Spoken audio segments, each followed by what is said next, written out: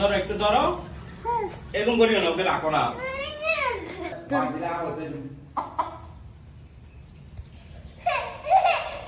ধরো ধরো।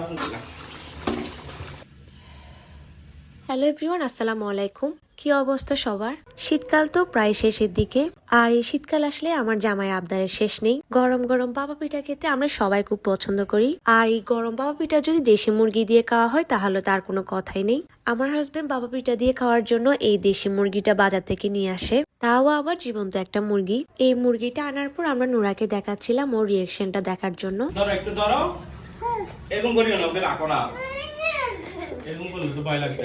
এটাই তো দেখো এমন।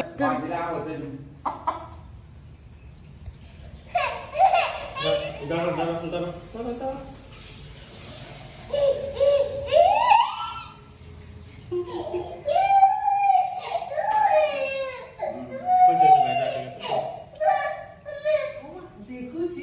সেই দিন আম্মু দেশি মুরগিটা রান্না করে কাঁচামরিচ বাটা দিয়ে।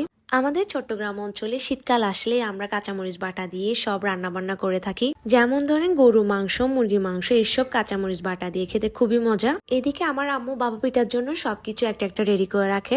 আম্মু বাবা পিঠা বানাচ্ছিল আর আমি এদিকে দেখছিলাম। পিঠা যখন বাপে দেওয়ার পর একটু পর নামিয়ে নেওয়া হয়, তখন গরম ভাবটা হাতে অনেক বেশি লাগে। ওই গরম ভাবটা আম্মুরা কিভাবে সহ্য করে জানি না। আমি একটা পিঠে উঠাতে গিয়ে আমার খবর হয়ে যায়।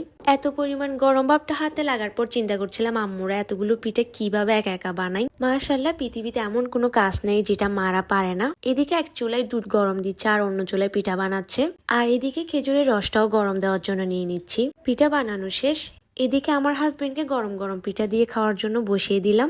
আমার হাজবেন্ড তো গরম গরম বাবা পিঠা পেয়ে মহা খুশি। ওনার জন্য ওনার শাশুড়ি আমার সাথে সাথে মুরগি জবাই করে পিঠার ব্যবস্থা করলেন। আজকের ব্লগটি এই পর্যন্ত। আমার ব্লগটি আপনাদের কেমন লেগেছে আমাকে জানাবেন। আশা করি আপনাদের ভালো লেগেছে। সবাই ভালো থাকবেন আর আমার জন্য দোয়া করবেন। আল্লাহ হাফেজ।